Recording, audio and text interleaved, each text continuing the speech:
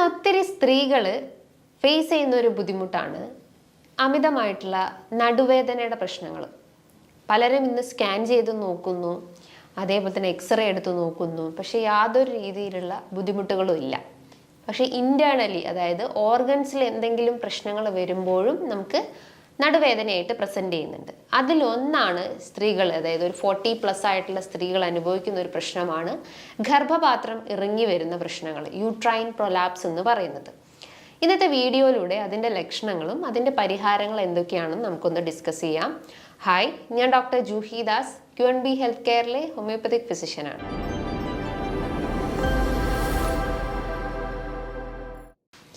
ഇന്ന് ഒത്തിരി സ്ത്രീകൾ ഫേസ് ചെയ്യുന്ന ഒരു ബുദ്ധിമുട്ടാണ് അമിതമായിട്ടുള്ള നടുവേദനയുടെ പ്രശ്നങ്ങൾ.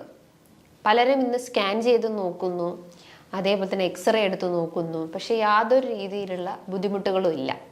പക്ഷേ ഇൻറ്റേർണലി, അതായത് ഓർഗൻസിൽ എന്തെങ്കിലും പ്രശ്നങ്ങൾ വരുമ്പോഴും നമുക്ക് നടുവേദനയായിട്ട് പ്രസൻറ്റ് ചെയ്യുന്നുണ്ട്. അതിലൊന്നാണ് സ്ത്രീകൾ, അതായത് ഒരു 40+ ആയിട്ടുള്ള സ്ത്രീകൾ അനുഭവിക്കുന്ന ഒരു പ്രശ്നമാണ് ഗർഭപാത്രം ഇറങ്ങി വരുന്ന പ്രശ്നങ്ങൾ, യൂട്രൈൻ പ്രൊലാപ്സ് എന്ന് പറയുന്നത്.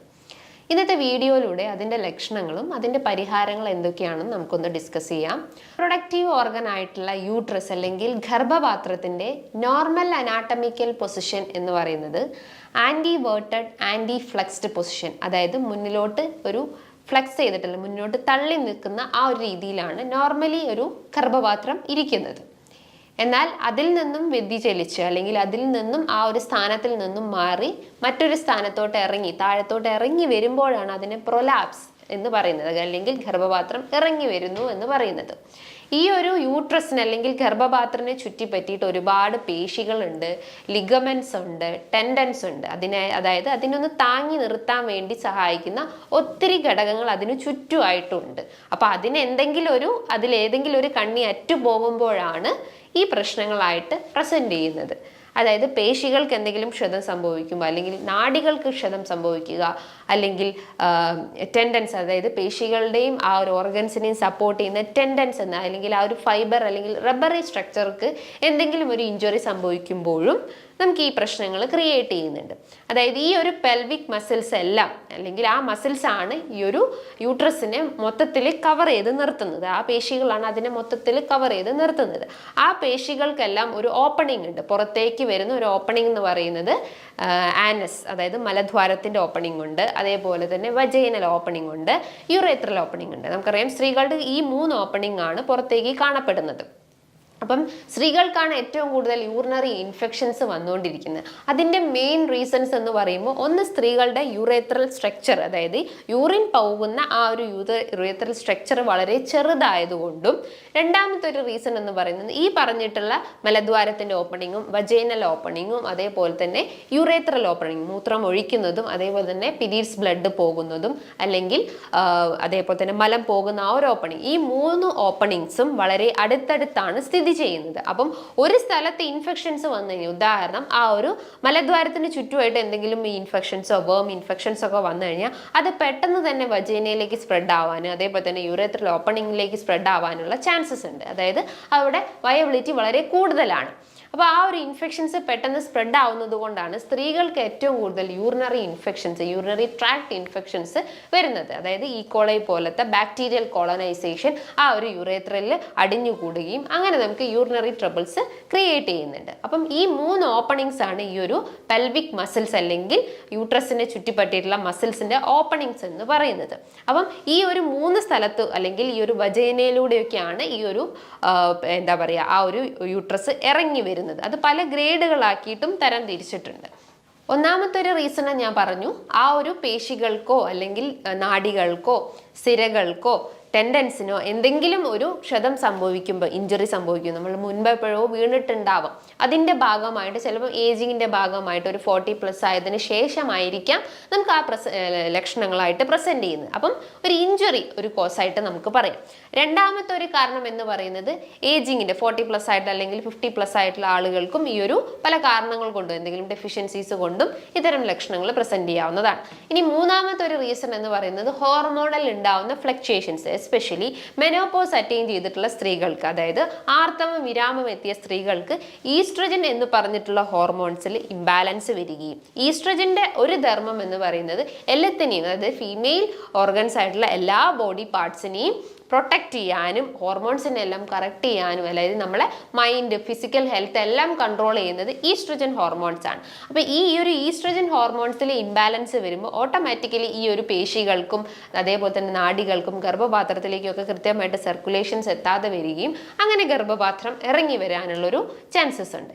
ഇനി അമിതമായിട്ടുള്ള ശരീരഭാരമുള്ള ആളുകൾക്ക്, അതായത് ഒബേസിറ്റി എന്ന കണ്ടീഷൻസ് ഉള്ള ആളുകൾക്കും അതിൻ്റെ ഭാഗമായിട്ടും ആ ഒരു പ്രഷർ താങ്ങി നിർത്താനാവാതെ ആ ഒരു ഗർഭപാത്രം ഇറങ്ങി വരാനുള്ള ഒരു ചാൻസസ് ഉണ്ട്. ഇനി ന്യൂറോളജിക്കൽ ഡിഫോമിറ്റീസ്, എസ്പെഷ്യലി നാഡീ സംബന്ധമായിട്ടുള്ള ബുദ്ധിമുട്ടുകൾ, നമുക്കറിയാം നട്ടൽ എന്ന് പറയുന്നത് 33 കശേരുകൾ, നമ്മുടെ ആ ഒരു വാരിയൽ അല്ലെങ്കിൽ നട്ടൽ എന്ന് പറയുന്നത് 33 വെർട്ടിബ്രാസ് അല്ലെങ്കിൽ 33 കശേരുകൾ ചേർന്നിട്ടുള്ളതാണ്. അപ്പോൾ അതിൻ്റെ ധർമ്മം എന്ന് പറയുന്നത് നമ്മൾ ആ ഒരു പോസ്ചർ മെയിൻറ്റെയിൻ ചെയ്യാനും അതിന് ചുറ്റിപ്പറ്റിയിട്ടുള്ള ഓർഗൻസ് അല്ലെങ്കിൽ അവയവങ്ങൾക്ക് ഒരു സ്ട്രെങ്ത് കൊടുക്കാൻ സഹായിക്കുന്നതാണ് ഈ ഒരു നട്ടലിൻ്റെ മെയിൻ ധർമ്മം എന്ന് പറയുന്നത്. അപ്പോൾ അതിലൂടെ ഒരുപാട് നാഡികൾ കടന്നു പോകുന്നുണ്ട്, അതേപോലെ തന്നെ പേശികൾ കടന്നു പോകുന്നുണ്ട്. അപ്പം നമ്മൾ മുൻപെപ്പോഴെങ്കിലും വീണതിൻ്റെ ഭാഗമായിട്ട് ചിലപ്പം നാഡികൾക്ക് ക്ഷതം സംഭവിച്ചിട്ടുണ്ടാവും, അല്ലെങ്കിൽ പേശികൾക്കോ അല്ലെങ്കിൽ എല്ലുകൾക്കോ ഒക്കെ ക്ഷതം സംഭവിച്ചിട്ടുണ്ടാവും. അപ്പോൾ എന്തെങ്കിലും ഒരു ന്യൂറോളജിക്കൽ ഡിഫോമിറ്റീസ് അല്ലെങ്കിൽ ആ ഒരു നാഡികൾക്ക് എന്തെങ്കിലും ക്ഷതം സംഭവിക്കുമ്പോഴും നിങ്ങൾക്ക് ഈ ഒരു യൂട്രൈൻ പ്രൊലാപ്സ് അല്ലെങ്കിൽ ഗർഭപാത്രം ഇറങ്ങി വരാനുള്ള ഒരു ചാൻസസ് ഉണ്ട്.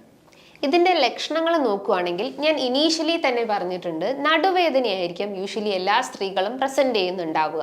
നടുവേദന എന്ന് പറയുമ്പോൾ ബാക്ക് റീജിയൻ കൂടുതലായിട്ടും ഒരു ചുട്ടുപഴുത്തൊരു ഫീലിംഗ് ഉണ്ടാവുന്നു, ഒരു ഭാരം എടുത്തു വെച്ചൊരു ഫീലിംഗ് അനുഭവപ്പെടുന്നു. അതേപോലെ തന്നെ നമ്മൾ ഇപ്പം യൂറിൻ പാസ് ചെയ്യുമ്പോൾ അല്ലെങ്കിൽ മലം പോകുമ്പോൾ ഒക്കെ കൂടുതലായിട്ടും സ്ട്രെയിൻ ചെയ്യേണ്ട ഒരു അവസ്ഥ ഉണ്ടാവുന്നു, അതായത് നമ്മൾ കൂടുതൽ നേരം ടോയ്ലറ്റിൽ ഇരുന്ന് മുക്കിയിരിക്കേണ്ട ഒരു അവസ്ഥ വരുന്നൊരു ചാൻസസ് ഉണ്ട്. അതാണ് ഇതിൻ്റെ ഒരു മെയിൻ ലക്ഷണങ്ങൾ എന്ന് പറയുന്നത്. അതേപോലെ തന്നെ യൂറിൻ ഇടയ്ക്കിടയ്ക്ക് ചില കേസസിൽ യൂറിൻ ഇടയ്ക്കിടയ്ക്ക് പോയി പോകുന്നു, ഇൻകോണ്ടിനൻസ് ഓഫ് യൂറിനും ഉണ്ടാവാനുള്ള ഒരു ചാൻസസ് ഉണ്ട്.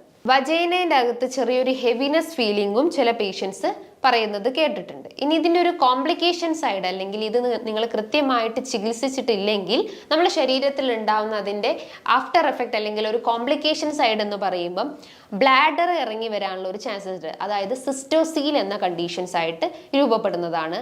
അതേപോലെ തന്നെ അത് കുടലിനെയും ബാധിച്ചിട്ട് ചിലപ്പം ഇൻറ്റസ്റ്റൈൻസും അല്ലെങ്കിൽ കുടൽ ഇറങ്ങി വരാനുള്ള ഒരു ചാൻസസ് ഉണ്ട്. അതേപോലെ തന്നെ മലദ്വാരത്തിൻ്റെ ഭാഗത്തേക്കായിട്ട് ഈ ഒരു പ്രൊട്രൂഷൻ വന്നിട്ട് മലദ്വാരത്തിൻ്റെ ചുറ്റും ഒരു വീക്കം അല്ലെങ്കിൽ അതിന് ഇറങ്ങി വരാനുള്ള ഒരു ചാൻസസ് ഉണ്ട്, അതായത് റെക്ടോസീൽ എന്ന് പറയുന്നു. അതേപോലെ തന്നെ ഇൻറ്റസ്റ്റൈൻസിനെ നമ്മൾ എൻഡ്രോസീൽസ് എന്ന് പറയുന്നു. അങ്ങനെ ഇതൊക്കെയാണ് ഇതിൻ്റെ കോംപ്ലിക്കേഷൻ സൈഡ് എന്ന് പറയുന്നത്. പക്ഷേ ഇത്രയും സ്റ്റേജ് എത്താറില്ല, നമ്മൾ ഇനീഷ്യലി തന്നെ ഒരു ട്രീറ്റ്മെൻറ്റ് എടുത്തു കഴിഞ്ഞാൽ തന്നെ നമുക്കിത് റെഡ്യൂസ് ചെയ്യാൻ പറ്റുന്നതാണ്. ഇതിന് പല ഗ്രേഡുകളാക്കി തിരിച്ചിട്ടുണ്ട്, അതായത് യൂട്രൈൻ പ്രൊലാപ്സ് ഒരു ഫസ്റ്റ് സ്റ്റേജ് ആണെങ്കിൽ മൈൽഡ് എന്നുള്ള രീതിയിലായിരിക്കാം, അതായത് നമുക്ക് അത്തരം തന്നെ ലക്ഷണങ്ങളൊന്നും തന്നെ പ്രസന്റ് ചെയ്യുന്നില്ല. എന്നാൽ ഒരു സെക്കൻഡ് സ്റ്റേജ് എത്തുമ്പം അതൊരു വജൈനേൻ്റെ ഒരു അപ്പർ പോർഷൻ വരെ ചിലപ്പം ഇറങ്ങി വന്നിട്ടുണ്ടാവുന്നതാണ്.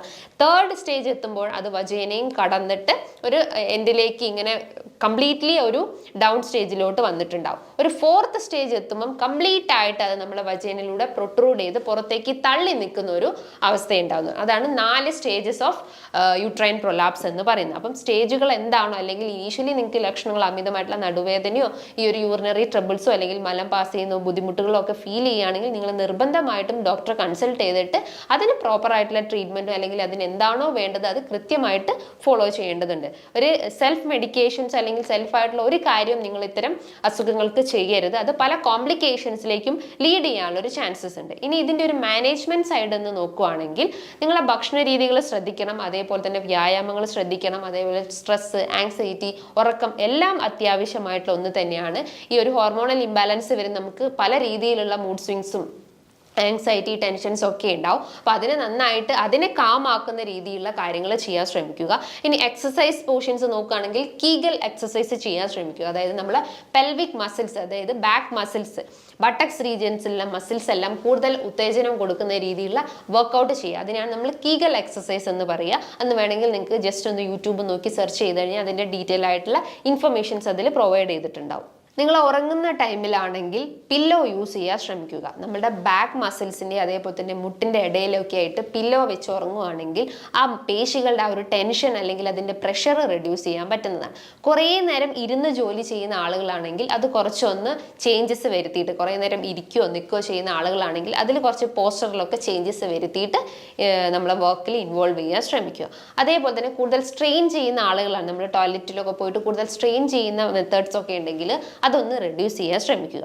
ഓയിൽ മസാജസ് ചെയ്യുക, അതായത് നമ്മുടെ വയറിൻ്റെ ഏരിയാസിലും അതേപോലെ തന്നെ ബാക്ക് റീജൻസിലും ഒക്കെ നന്നായിട്ട് ഓയിൽ മസാജസ് ചെയ്യാൻ ശ്രമിക്കുക.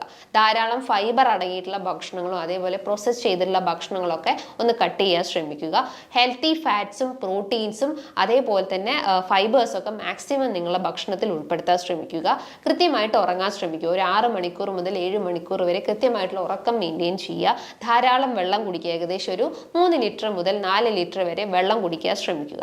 ഈ പറയുന്ന കാര്യങ്ങൾ നിങ്ങൾ കൃത്യമായിട്ട് ഫോളോ ചെയ്യാൻ ശ്രമിക്കുക.